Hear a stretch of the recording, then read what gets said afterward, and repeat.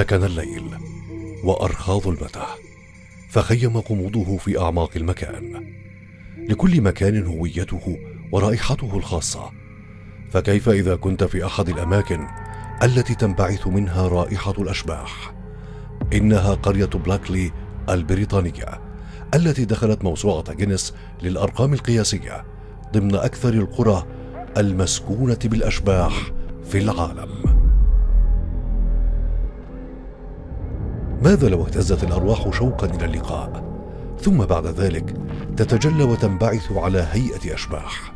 يحكى أن شبحا لامرأة شديدة الجمال في قرية بلوكلي البريطانية وضعها زوجها في 3 توابيت. This is the entrance to St. Nicholas Church in Pluckley.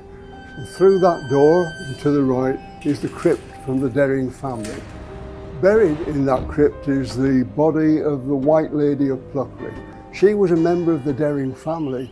إلا أن جيران المكان يؤكدون رؤيتهم لشبحها، وفي يدها وردة حمراء كان زوجها قد وضعها على قبرها.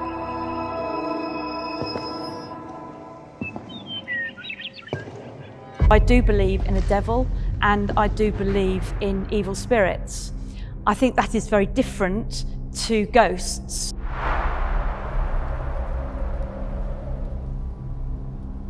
الناس هنا ما تزال تشقى بأشباح ما بعد الموت، وتلك حكاية أخرى تشير إلى شبح المعلم الذي شنق نفسه على شجرة، لكن شبحه يظهر لأهل القرية وهو يرتدي المعطف، لتصبح هذه القرية الصغيرة مكانا أسطوريا ومخيفا في آن. In the school late at night, quite often you can feel watched.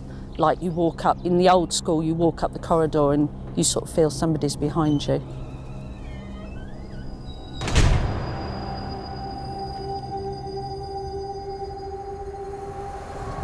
هي حكايات تعود بنا إلى أساطير الإغريق ومسرحيات شكسبير التي تستحضر الأشباح وعلاقتها بالعالم السفلي. ولكن هنا في قرية بلوكلي حول الناس هذه الأساطير إلى واقع حقيقي مسكون بالأشباح، كمن يقف بين أسطورة الأشباح وواقع أشد هولا من الأشباح بحد ذاتها.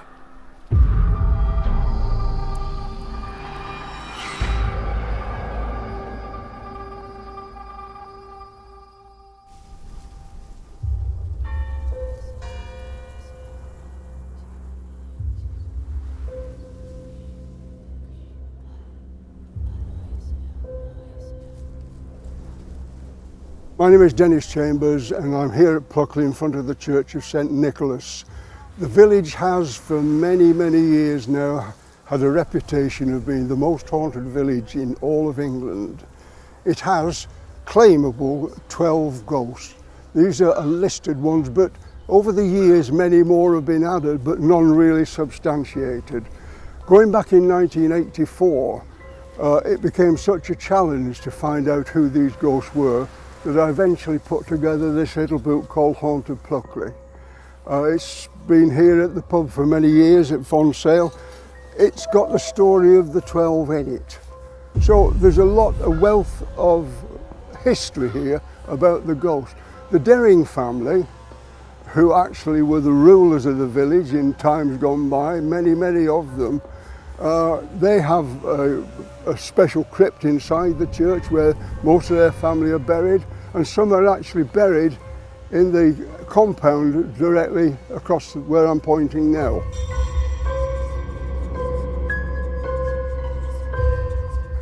The ghost, as far as this churchyard is concerned, is the Red Lady. She is believed to be a lady who is seen usually in the evening time searching for the body of her dead child who was burnt to death many years ago. Another one is actually the White Lady, who is buried in a crypt inside the church. The story of her is that her beauty was so tremendous that her husband had no wish when she died young to lose that beauty forever. And consequently, he had her laid to rest in a beautiful white gown with a red rose at her breast, buried in a triple-line lead casket. to help maintain the body from decomposition for as long as possible. That is the white lady buried inside the church itself. So 2 ladies buried here from the Dering family.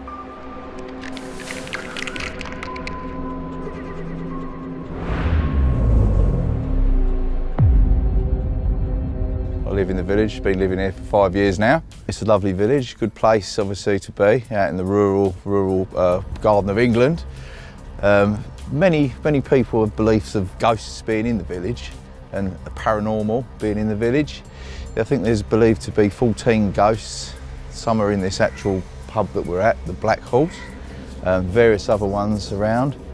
I've never seen one, I can say, but the thing that mainly brought us to the village was the television ITV programme, The Darling Buds of May, which was something that me and my wife really like, and we come here and everything is still as the film set was. Everyone around the village is friendly. My children go to the school, which is just over the road. Yeah, it's a lovely place.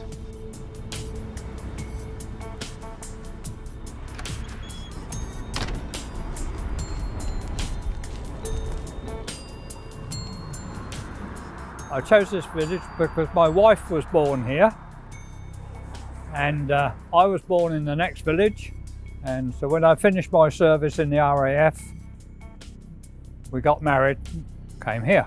The ghost story started up with a man who went to school with my father-in-law, and he made up stories, and he was George Saunders was his name, yeah, and he's written a book on Pluckley as well. This Saunders has written a book, and that's where they started from.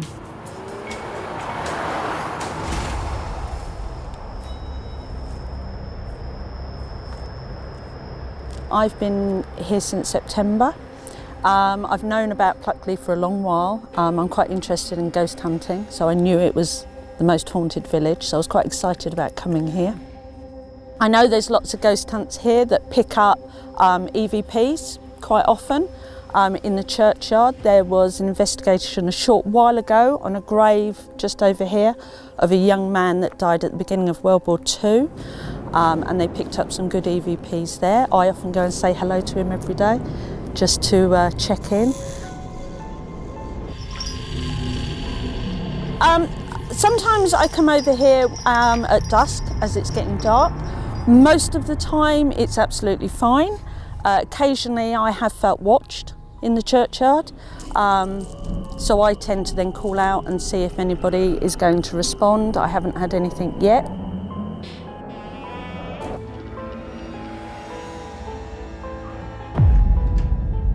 Church of St Nicholas is old. It goes back to the days of the Domesday Book. It has a tremendous history, and it's a wonderful church, a wonderful building. But the family of the Dering family used to come through a private entrance here. The main entrance of the church is across there, but the family used to drive from their family home and then come round the back of the building through a private entrance here. That was the Dering family. Yes, the grave of the White Lady will be beneath the floor. Inside there's actually a crypt area. There's a small family chapel. That's the White Lady of Pluckley.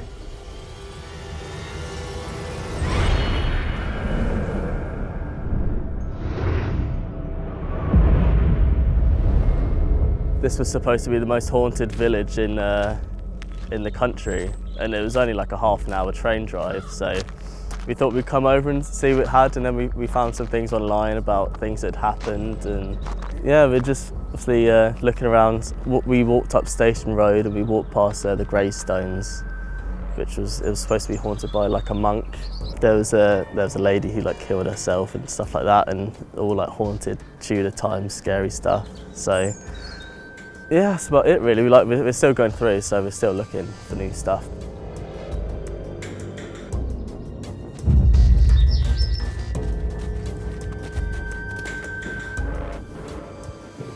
There you see large groups going around on their ghost tours, taken to various places around the city.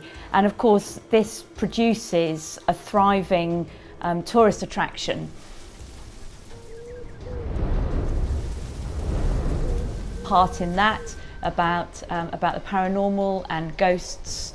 They will major on the paranormal and what stories that they can find that will increase the opportunity of bringing the tourists in order to make money for the city.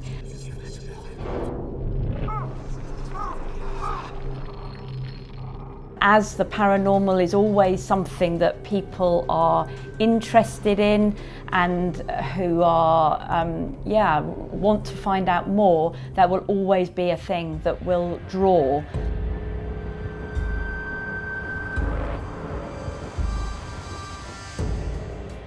So when we got to the station, we stepped off the train and we looked over, and there was like this abandoned hut, and there was like a really dark rain cloud over it, so it was a really like spooky first impression actually. Because it was raining when we got here, and obviously it stopped raining now, but like the first impression was raining, and there's this shack that's like really old and clearly no one's been there for a while, so that was quite a good first impression.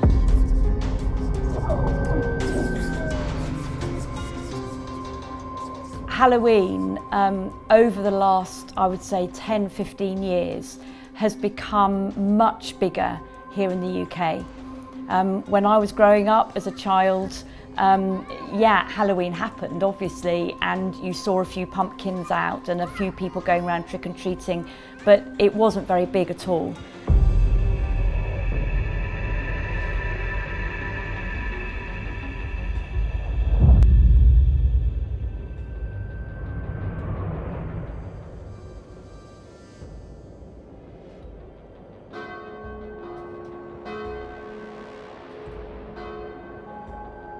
My take on ghost hunting, as we will call it, is very low.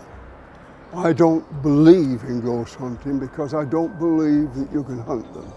If you go to a place with a big reputation of having ghosts and sit there for hours on end, there's no guarantee you're going to experience something, but in your mind, because of the reputation you've listened to and come along to anticipate, you might have an experience of some kind, but it needn't necessarily be the meeting with a ghost. Ghosts are completely spontaneous. They will turn up when they want to. You can't bring them in, you can't drive them. Consequently, as I say, I am not a believer in going around churchyards and sitting there all night just hoping. Haunted houses or anything else like that. They are there if they are there. You can't get past that.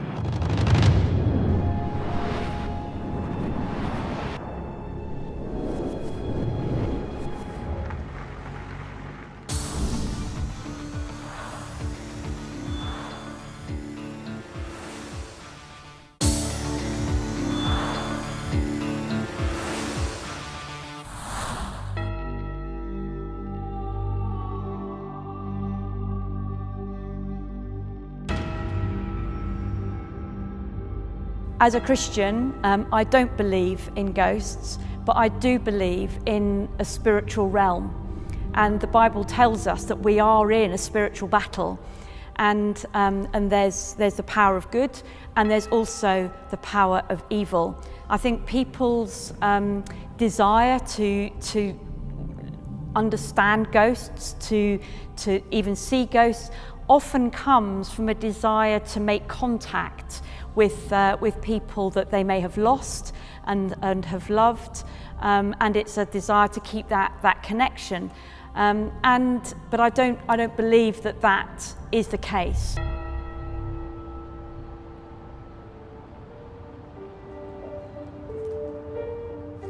Now standing in front of the Black Horse Public House in the village of Pluckley, this was at one time, prior to being a public house, the estate agent for the Dering family. It was from these premises that the whole estate was governed over a period of years. People would come in, visitors would come in, and they would casually sit around, have something to eat, something to drink.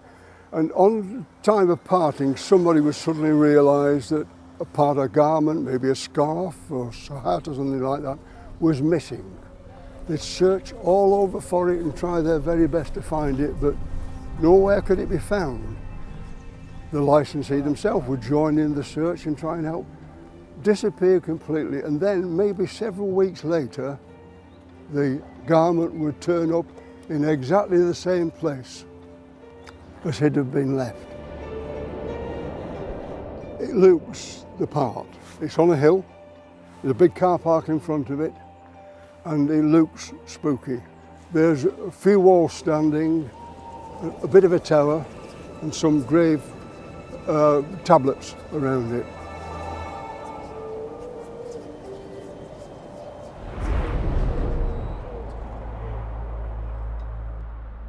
He told me that sometimes when he after work finished, he's sitting on the dinner table and watching TV, that he sometimes hears someone walking the stairs upstairs, but he never see anything, only hearing that someone coming upstairs. Believe only that what I see, I never see one. Here feels more steeped in history, so you feel here that maybe the veil is slightly thinner between our side and their side. It does feel here, especially at dusk, that you could come across something quite easily, which I don't always feel places that I am, but here definitely you do. Definitely the atmosphere was a lot more kind of spooky than I expected. As I said when I arrived, like we didn't really see anyone. It already seemed kind of like a ghost town. Yeah. Where we're standing now, the gate leading into the field, which is, I understand, a bridle way, so it's got free access. Over at the top of the mound, we can see over here, that's where the old mill used to stand. It was eventually became dilapidated out of lack of use, and during the 50s, I believe it was struck by lightning on one occasion and finally burnt to the ground. And other property has been built on the site since that time. But that was the mill owned, and from time to time it was said that after he'd passed he could be actually seen walking around the parapet of the mill, obviously doing what he did for many, many years over the period, but continued to do it in an afterlife of some kind. Poor old Dickie Bus, a well-known village character. I produced this book in 1984 because I was asked to do, there was a need for it, people were interested, they came here and they were becoming an annoyance at times, asking people, can you tell me this? They're stopping the work, stopping what they were doing. So eventually somebody decided a little book giving the information could be useful. At that time, 12 ghosts were talked about and had been talked about for many, many years. So I'll go through them one by one as I've listed in this book. I've headed it Pluckley's 12 most popular ghosts. The reason's quite simply, I'm not saying there aren't more. I'm just saying that these are the ones that when you ask around generally are the ones that come up frequently. The first one we'll start with is the coaching horses. This is on a coaching route, an old coaching route between the villages of Smarden and Chilham. So yes, it was a coaching run and consequently coaches and horses have many times passed this way, and if there's going to be ghosts, why not coach and horses? The kernel of Parkwood is something quite different. Parkwood is an area over at a distance, quite a distance away. It was called Parkwood because it was a wood, in other words, full of trees. But many, many years ago, the trees were grubbed out for agricultural land, the wood no longer exists, and consequently the kernel of Parkwood no longer marches around it about. There's a highwayman of Pluckley. Now, it's been said many times he's wandered around, but he is also known as the highwayman of Fright Corner. Where that signpost now stands, there used to be, and that is a long time ago, an old tree. It was rotted in the centre, but that was the haunt of the highwayman of Pluckley. He used to hide inside the hollow of the tree and wait until some unsuspecting person was passing by and then come out with his sword in hand give them a quick jab and relieve them of any wealth they happen to be carrying. Sad for him, stories like that get around. And eventually one gentleman who was due to pass knew exactly what to expect, and consequently he pretended he was going to walk past the tree, but instead drew out his own sword, marched swiftly to the tree, thrust the blade deep into the hollow. There was a scream. He withdrew the blade, it was sticky and red, obviously blood, and the highwayman of Pluckley in the flesh never bothered anybody else from that time onwards.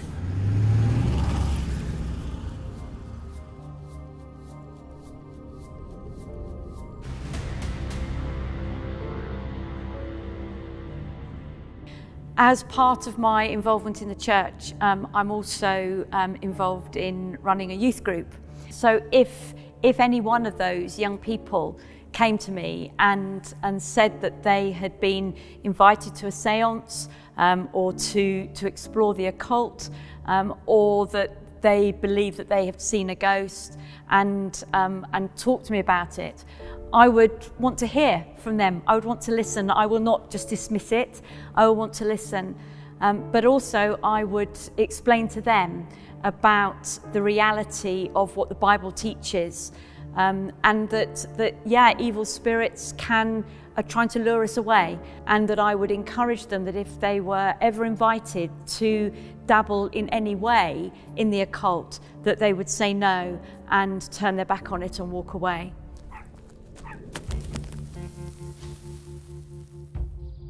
No, I know where it originated from, so therefore, no. People like to make a bit of it. Very often the public house likes to make something of it. In my opinion, that there is no ghost.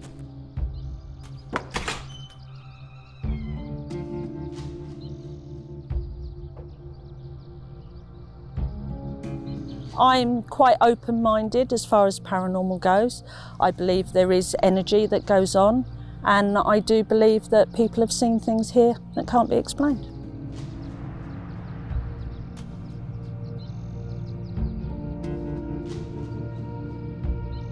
People in general tend to have an interest in ghosts, and therefore something which is old to people who've known them for years is new to somebody else. And so the stories, sadly, we've got to say, sometimes the stories grow and change and different emphasis put on them. But nonetheless, stories are stories. But most of them, like the Dickie Bus ones, are built from an historic fact.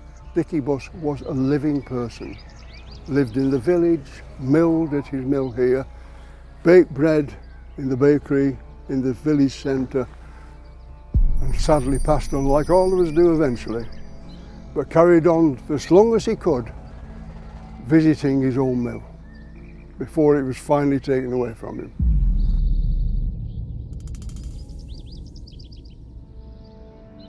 I don't really believe in ghosts, but it's still cool to kind of see what's happened, and because obviously most of it's from Tudor times. So it's nice to hear stories, and I guess there's always a possibility, but I don't believe in ghosts, but it's still like an interesting history about the people who used to live here and how they died and stuff like that. Yeah, no, I don't believe in ghosts, but maybe I'll be proved wrong today. Maybe I'll see one, who knows.